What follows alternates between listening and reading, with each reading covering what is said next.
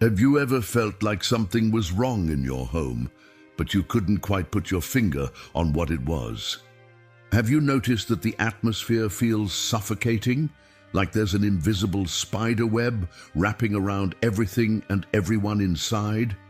Dear brothers and sisters, September isn't just another month. It's the month of the cross.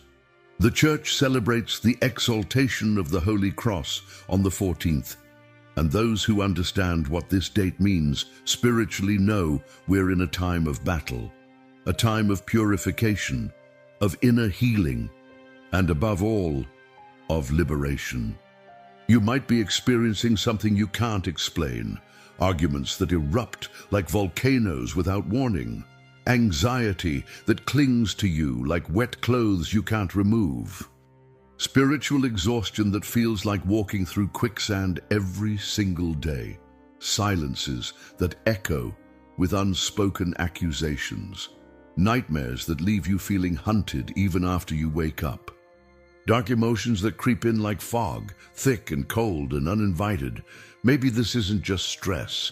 Maybe this isn't just life being difficult. Maybe you're experiencing a real spiritual attack. And here's what should concern you most. Maybe this attack is being fed by something you're harboring inside your own heart, inside your own home. But breathe. You don't need to start throwing things away or falling into panic. What I'm about to reveal has everything to do with what's buried in your soul and nothing to do with what's displayed on your walls. Because Padre Pio used to say something that cuts straight to the truth. The devil enters through the cracks of the soul that you don't want to look at. Sometimes the enemy isn't coming from outside. He's already inside, feeding on what we refuse to acknowledge, the unforgiveness we've disguised as moving on, the wounds we've covered with fake smiles, the secrets we've buried so deep we almost believe they don't exist anymore. And he knows exactly where to look. He feeds on hidden pain, like a parasite feeds on blood. He grows stronger in the darkness we refuse to bring into the light. He builds his strongholds in the places we mark, do not enter, in our own hearts. Today, I'm going to expose 3 spiritual contaminants you might be carrying that are draining your peace faster than a broken faucet drains a bathtub. 3 things that, if you don't remove them now, will continue to poison your atmosphere, your relationships, and your connection with God. But if you have the courage to face them, the breakthrough you've been praying for could start today. These aren't objects sitting on shelves. They're not books or pictures or decorations. They're invisible toxins that create an environment where darkness feels at home, where peace struggles to survive, where God's voice gets muffled by the noise of spiritual interference. The first one whispers lies so softly you think they're your own thoughts. The second one builds walls so gradually you don't notice until you're completely isolated. The third one creates a barrier so subtle that you keep wondering why your prayers feel like they're hitting a ceiling. If you're ready to reclaim your spiritual territory and clean house from the inside out, write in the comments, "Today I clean my spiritual house." This isn't just a comment. It's a declaration of war against everything that's been stealing your peace. I'm about to show you exactly what these 3 things are and how to evict them permanently. Because when you clean your spiritual house, your physical house begins to reflect that same peace, and the cross that seemed like your burden becomes your greatest weapon. The enemy has been camping in your territory long enough. Today, we take it back. The first thing that must be evicted from your spiritual house is resentment, but this isn't the kind of anger that explodes and burns out quickly. This is the slow-burning coal that never quite goes cold. The ember that glows quietly in the basement of your heart, sending toxic smoke through every room of your life. Resentment is the master of disguise. It dresses up as justice, whispering, "You have every right to feel this way." It masquerades as protection, convincing you that holding on to anger somehow shields you from being hurt again. It even pretends to be loyalty to yourself, making you believe that forgiving means forgetting, that letting go means giving up. But here's what resentment really is. It's a prison where you're both the guard and the prisoner. You think you're punishing someone else by refusing to forgive them, but they're living rent-free in your head while you pay the emotional mortgage every single day.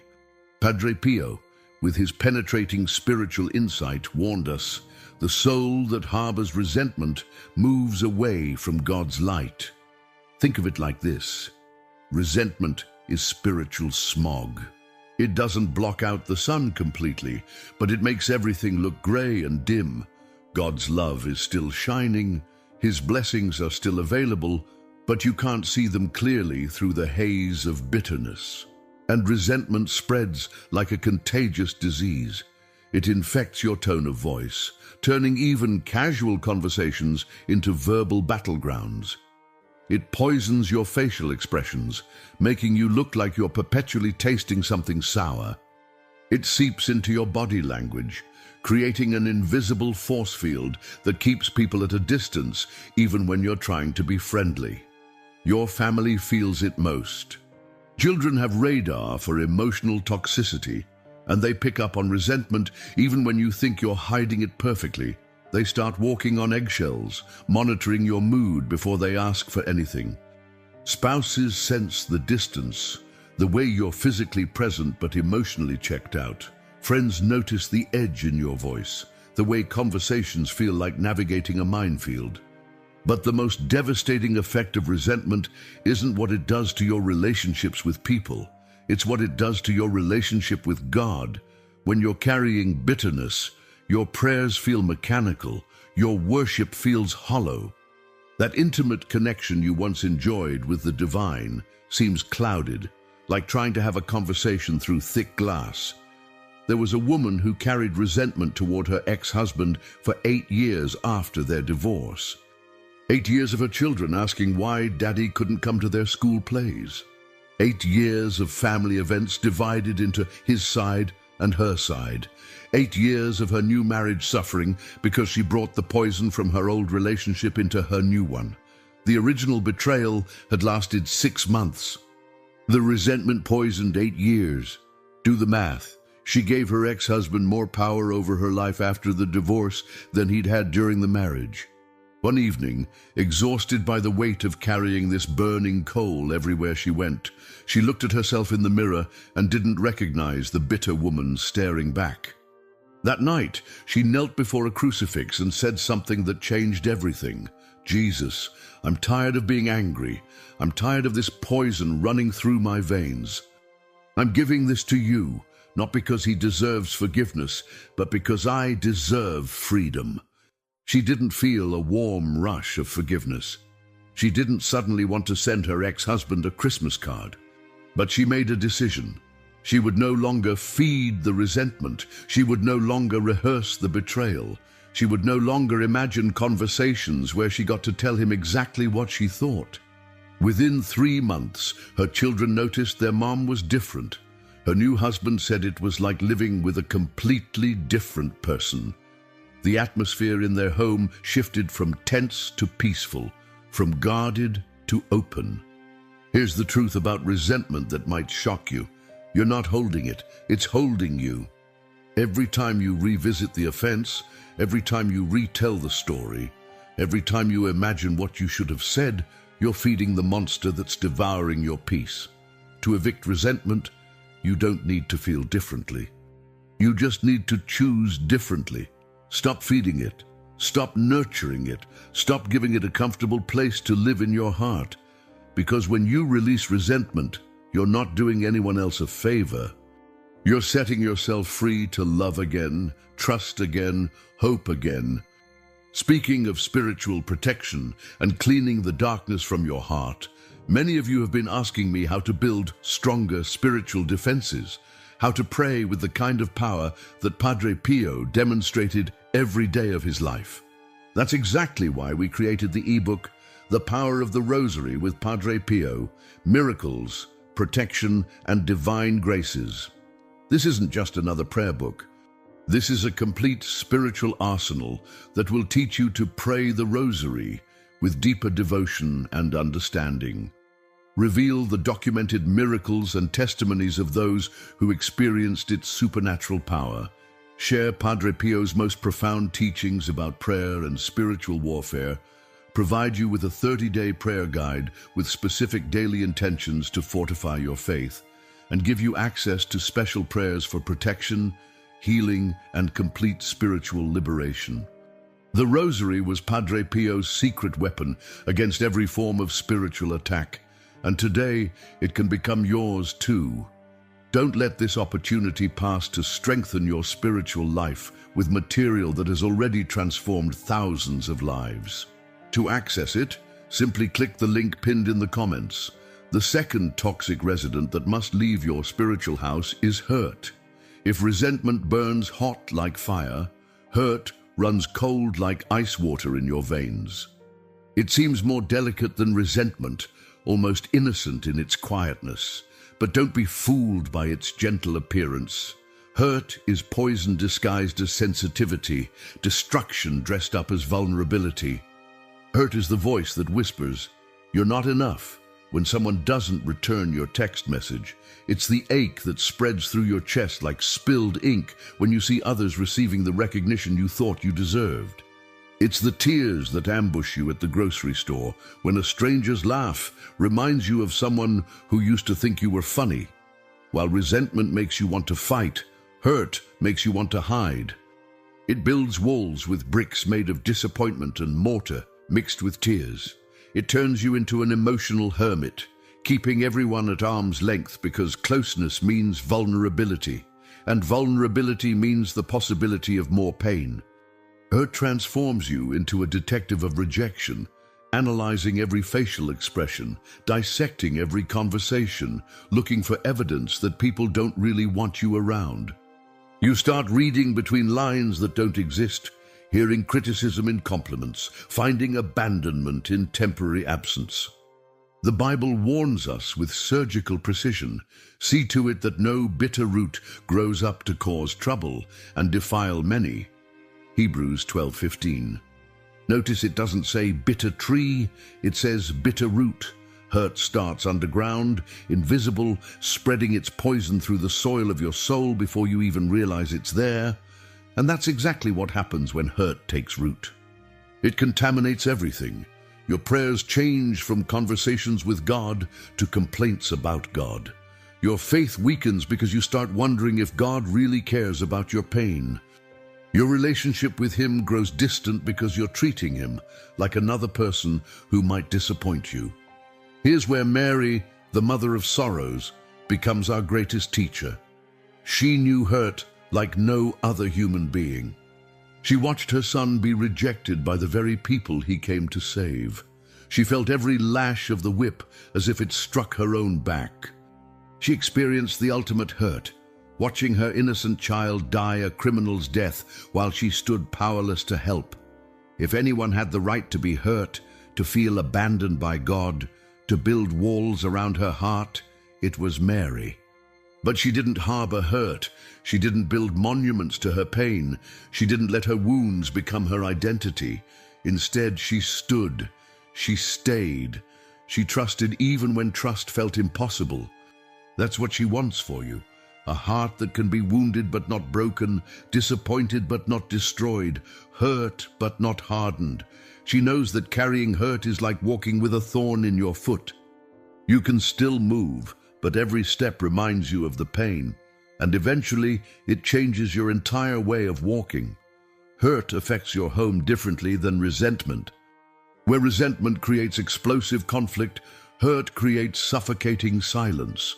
Family members start tiptoeing around you, afraid that any wrong word might send you deeper into your emotional cave. Conversations become shallow because depth requires risk, and you're no longer willing to risk being hurt again. But here's the truth about hurt that changes everything. It's often evidence that you loved deeply. The depth of your hurt reveals the depth of your investment. A person who never cared wouldn't feel such profound pain when their care isn't returned. The key to healing hurt isn't to stop caring. It's to place your deepest needs in God's hands instead of in human hands. People will disappoint you, not because they're evil, but because they're human. When you expect from people what only God can give, you're setting yourself up for a lifetime of hurt. Tonight, before you close your eyes, place your hand over your heart and pray. Jesus, I release every hurt that has made me afraid to love fully. Heal what needs healing, but don't let pain turn me into someone I was never meant to be. Help me love with wisdom, trust with discernment, and give with healthy boundaries, because a heart that refuses to be hardened by hurt is a heart that remains open to miracles. The third and most dangerous squatter in your spiritual house is unconfessed sin. This one operates in complete darkness, invisible to human eyes, but broadcasting like a neon sign in the spiritual realm. You might appear to everyone around you as a pillar of faith. You could be leading Bible studies, singing in the choir, even counseling others in their spiritual struggles. But if you're carrying a serious, unconfessed sin, there's a concrete wall between you and God's grace that's affecting every area of your life. Unconfessed sin is like having a locked basement in your soul. You can redecorate every other room, fill them with beautiful furniture, hang inspiring pictures on every wall, but that basement remains dark, damp, and dangerous. And it's precisely in that hidden place where the enemy sets up his headquarters.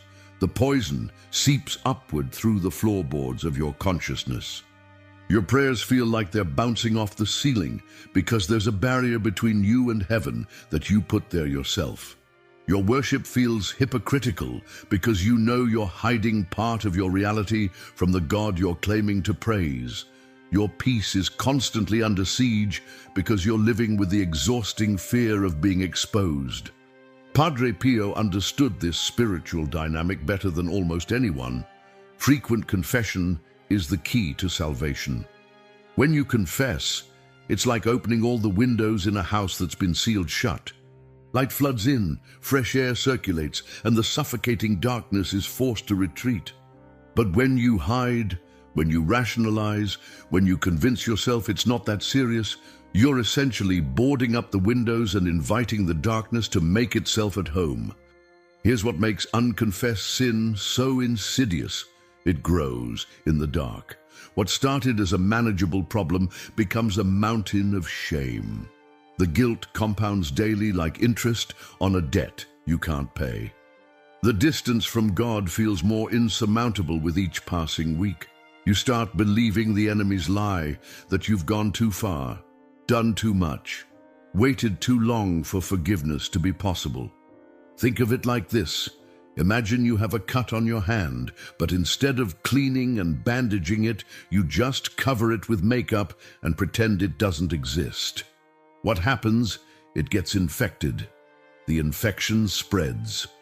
What could have been healed with simple first aid becomes a serious medical emergency that requires radical intervention. That's what happens to sin that stays hidden. It festers. It spreads.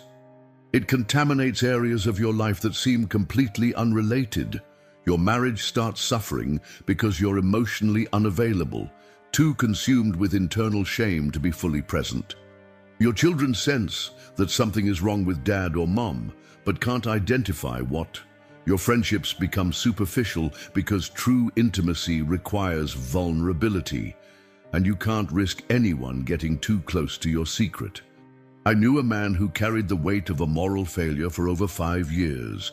5 years of sitting in church, feeling like an imposter. 5 years of avoiding eye contact with certain people because he was convinced they could somehow see his shame. 5 years of his family slowly fragmenting because the head of the household was spiritually compromised and everyone could feel it, even if they couldn't name it. The actual sin had lasted only a few weeks. But 5 years of unconfessed guilt had poisoned his entire family system. His home felt like a mausoleum instead of a sanctuary. His wife knew something was destroying their intimacy, but couldn't identify the cause. His teenagers started acting out, unconsciously responding to the spiritual darkness they sensed but couldn't understand. Finally, during a sleepless night when the weight felt like it might crush him, he made a decision that changed everything. He called his priest and scheduled a confession for the next day. The conversation lasted 12 minutes.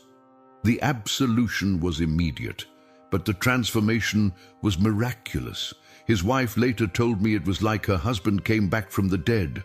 The man who walked into that confessional was a ghost. The man who walked out was resurrected. Within a month, their entire family dynamic had shifted. The heaviness lifted, the walls came down, the light returned. Here's what he shared with me. I had convinced myself that confessing would destroy everything, but keeping it secret was what was actually destroying everything. The fear of confession was 1,000 times worse than confession itself. If you've been carrying something for months or years, something that makes you cringe when you think about it, something that creates a knot in your stomach during worship, today is your day of liberation. God already paid the price on Calvary. The debt is cancelled. The door is open. He's not waiting to condemn you. He's waiting to embrace you. Don't spend another day carrying what Christ already carried for you. Now that you understand these 3 spiritual contaminants, here's your battle plan for reclaiming your spiritual territory before the feast of the exaltation of the Holy Cross. Step 1. Conduct a fearless spiritual inventory. Find a quiet place where you won't be interrupted and ask yourself these piercing questions. Who lives rent-free in my head because I refuse to forgive them? What wound am I protecting so carefully that it's become infected? What am I hiding from God that's creating distance between us? Don't rush this. Let the Holy Spirit spotlight what needs to be exposed. Step 2. Take concrete, decisive action. If resentment is your poison, write down the name of someone you need to forgive and commit to praying blessing over them for 7 consecutive days. If hurt is your prison, make a conscious decision to stop rehearsing painful memories and start speaking healing words over your own heart. If unconfessed sin is your barrier, schedule a confession this week, no matter how terrifying it feels. Step 3. Pray this liberation prayer before a crucifix. Jesus, I place at your wounded feet my resentments, my hurts, and the sins that shame me. Let your precious blood wash my house, my soul, my entire history. In this sacred month of the cross, let your power shatter every chain that separates me from peace. I choose freedom over bondage, light over darkness, love over fear. Transform my heart and make my home a sanctuary where your presence dwells powerfully. Amen. Watch how the spiritual atmosphere begins to shift. Feel the supernatural lightness that follows genuine release. These 3 spiritual toxins, resentment, hurt, and unconfessed sin, are like invisible pollutants that don't just disrupt your inner world, but contaminate your home's atmosphere, your family's emotional health, and your household's spiritual climate. When everything feels suffocating and dark, it's often because these poisons have reached critical levels. Padre Pio spoke profound truth when he said, "The cross is the sign of true love." Today, don't just carry your cross, let it carry you to freedom. When you courageously clean your spiritual house, when you evict what doesn't belong, you create sacred space for God's presence to flood every corner of your life. If this message pierced your heart, help us bring this hope to more families trapped in spiritual warfare. Smash that like button, share this video with someone who's fighting the same battles, and consider joining our community by subscribing and becoming a member. Together, we're building an army of believers who refuse to let the enemy steal their peace. Remember, when a heart chooses purity, the entire house becomes a sanctuary.